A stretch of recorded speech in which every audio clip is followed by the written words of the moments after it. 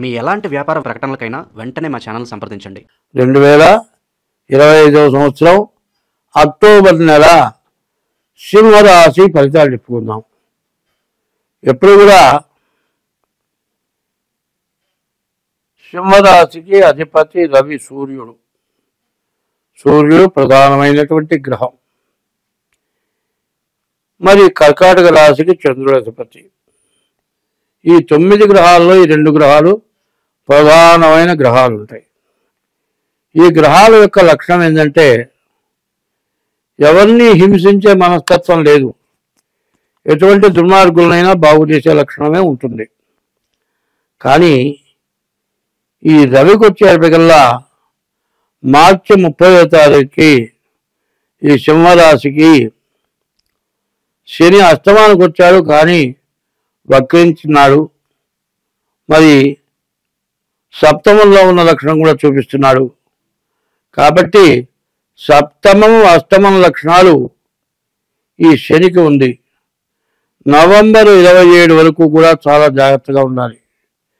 ఎక్కడ ఎవరికి నీ చేత్తో అప్పులు ఇవ్వకూడదు, ఎవరికి ఎటువంటి హామీలు ఉండకూడదు, ఏదైనా రిజిస్ట్రేషన్ జరిగే చోట సంతకాలు పెట్టకూడదు. ఇట్లా రిజిస్ట్రేషన్ సంతకాలు కరెక్ట్ అని కనుక నువ్వు నమ్మి సంతకం పెడితే అదేదో దొంగ రిజిస్టర్ అవుతుంది, నీవు కూడా అరెస్ట్ అవుతావు. చాలా సమస్యలు, చాలా ఇబ్బందులు వచ్చే లక్షణాలు ఈ సింహరాశికి బాగా ఎక్కువగా కనబడుతూ ఉన్నాయి. ఈ రాశి వాళ్ళకి చదువుకునేటువంటి పిల్లలకి విద్య బాగా సాగుతుంది. వెళ్ళటానికి చాలా బాగుంది. వివాహం కాని వాటికి వివాహం కావటానికి చాలా బాగుంది. అయితే ఎంత బాగున్నా ఇప్పుడు చదువుకున్నావు, ఉద్యోగం వచ్చింది, మంచి జీతం వస్తుంది, ఎవరికి రానంత జీతం వస్తుంది. అట్లాంటప్పుడు నేను చెబితే పోవయా, నా జీవితంలో ఎప్పుడు లేని సుఖం నేను ఇప్పుడు పడుతున్నాను, మార్చి 30 నుండి అని అంటాడు. కానీ మార్చి 30లో నువ్వు ఉద్యోగంలో చేరావు అంటే నవంబర్ 27 లోపల నీ పరిస్థితి ఏంటో ఎవడు దేవుడు కూడా చెప్పలేడు. చాలా చెడు టైం. చంద్రగ్రహణం వచ్చింది ఈ కుంభరాశిలో. మరి పూర్వభద్ర నక్షత్రంలో కుంభరాశికి మీనరాశికి కూడా సంబంధించిన చంద్రగ్రహణం. తర్వాత సూర్యుడు వక్రించడం, తర్వాత సింహరాశిలో కేతువు ఉండటం, సప్తమంలో రాహు ఉండటం, వివాహమైన వాళ్ళకి భార్యాభర్తలకి చాలా సమస్యలు రావటం, గొడవలు జరగటం. ఈ గొడవల్లో ఎక్కడ ఏమాత్రం తొందరపడ్డా, కోర్టుకు వెళ్ళినా జైలు శిక్ష అనుభవించే పరిస్థితి బాగా కనబడుతుంది. కాబట్టి శాస్త్రం ఉంది, వివాహం విద్యనాశాయ సర్వం నాశాయ శోభనమని. వివాహం అయిన తర్వాత, శోభనం జరిగిన తర్వాత భార్య మీద ప్రేమ లేని మానవుడంటూ ఉండడు. కానీ ఈ సమస్యల్లో ఎక్కడన్నా ఇరుకున పడ్డారంటే మాత్రం వాళ్ళ జీవితాలు చెప్పలేనటువంటి సమస్యలు,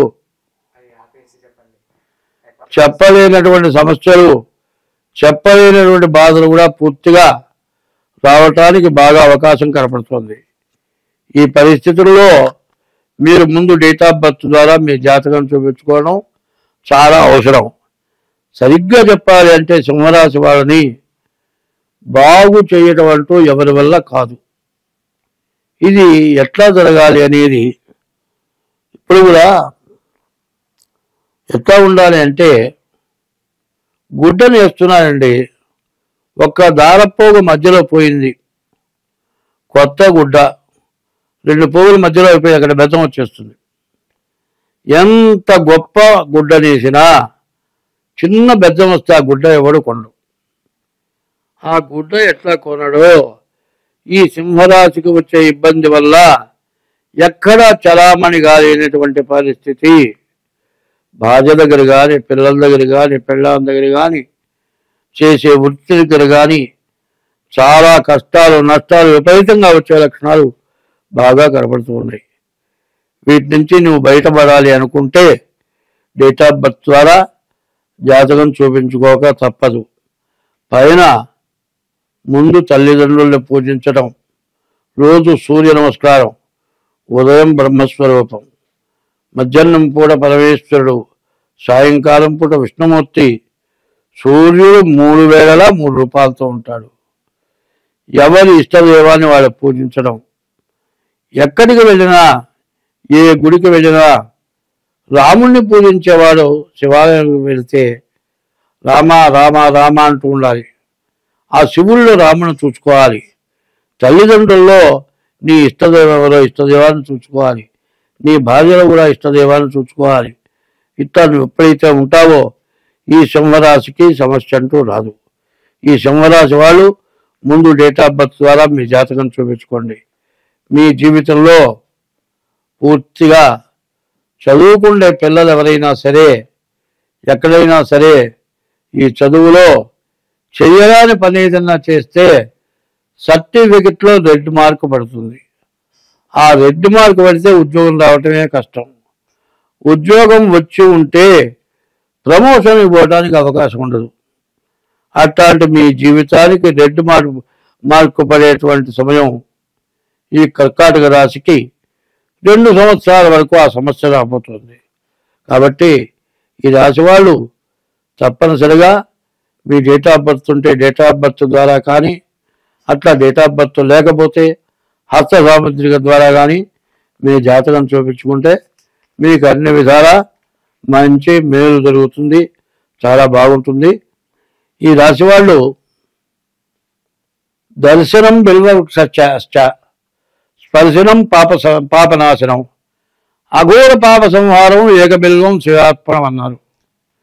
శివాలయంలోకి వెళ్ళి పూజ చేసిన దానికంటే ఎక్కడైనా మారేడు చెట్టు దగ్గరికి వెళ్ళి దాన్ని చూచి నమస్కారం చేస్తే దర్శనం బిల్వవృక్ష, దర్శనం వల్లే చాలా దోషాలు పోతాయిట. స్పర్శనం, వృక్షాన్ని తాకితే పాపనాశనం, పాపం పోతుందిట. అఘోర పాప సంహారం, ఎవ్వరూ కూడా తీర్చలేనటువంటి మహాపాపం చేస్తే కూడా ఆ బిల్వవృక్షానికి ప్రదక్షిణం చేస్తే పాపం పోతుందిట. అఘోర పాప సంహారం, ఆ బిల్వ దళంతో ఈశ్వరుడికి పూజ చేసిన సమస్త పాపాలు పోతాయని చెప్తుంది. కాబట్టి ఈ రాశి వాళ్ళు ముఖ్యంగా ప్రతిరోజు కూడా కనీసం మీకు ఖాళీ స్థలం ఉంటే మారేడు చెట్టు ఇంట్లో వేసుకోండి, మంచిది. మారేడు వృక్షానికి ప్రదక్షిణ చేయండి. ఈ మారేడు వృక్షానికి ప్రదక్షిణ చేయడమే కాకుండా మట్టితో శివలింగం చేసి హర హర హర హర అని నీళ్లు పోస్తూ ఆ బెల్ల దళం ఒకటి, దళము అంటే 3 ఆకులు కలిసింది దళం, ఆ దళం పెట్టి ఆ శివలింగాన్ని మట్టిలో కలిపితే ఎన్ని పాపాలున్నా, ఎన్ని బాధలున్నా, ఎన్ని సమస్యలున్నా, కుటుంబంలో ఉన్న సమస్యలు కావచ్చు, ఉద్యోగంలో సమస్యలు కావచ్చు, భార్యాభర్తల సమస్యలు కావచ్చు, అన్ని సమస్యలు కూడా ఈశ్వరార్చన బిల్వదళం ఈశ్వరుడు పెట్టడంతో ఆ బాధల్ని కూడా పోతాయని చెప్తుంది. మరి ఇప్పుడు మేషం నుంచి మీనం వరకు చెబుతున్నాను. దసరా నవరాత్రులు వస్తున్నాయి.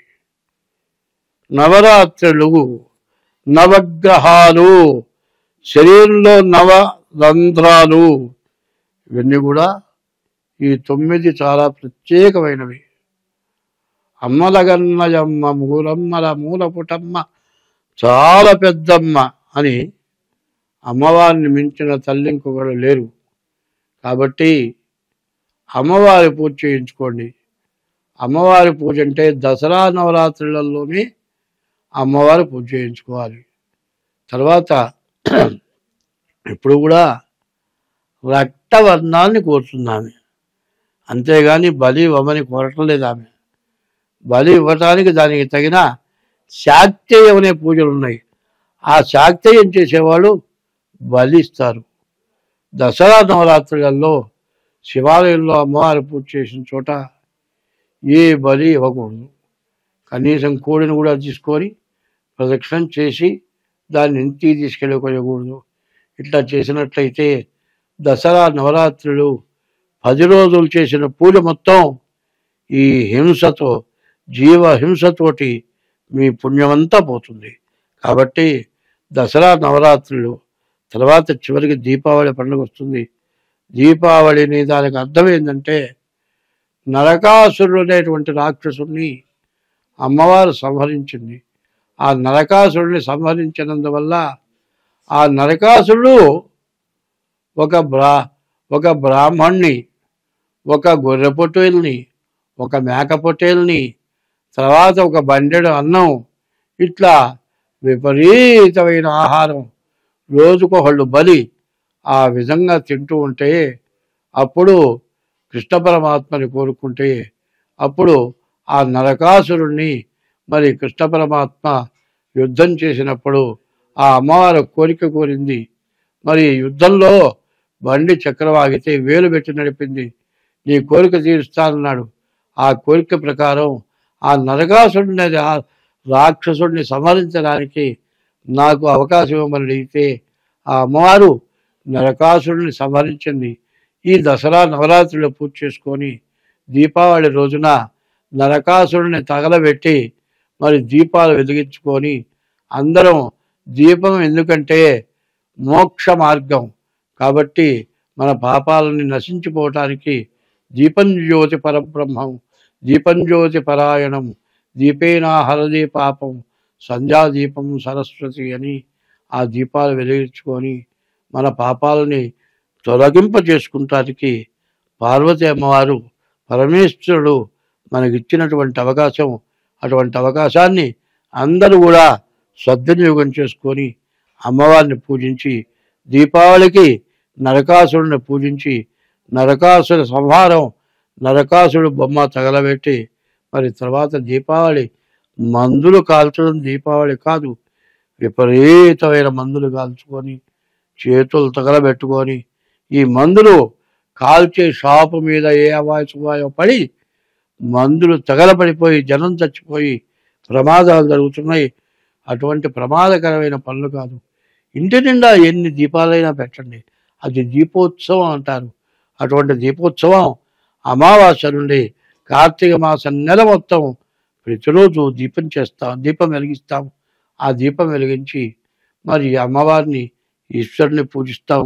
మన దోషాలని పోవటానికి దసరాలో అమ్మవారి పూజ, దీపావళి రోజున అమ్మవారి పూజ, కార్తీక మాసం ఈశ్వరుడు అమ్మవారి పూజ, ఇది చేస్తే మన దోషాలను కూడా నివృత్తి అవుతాయి.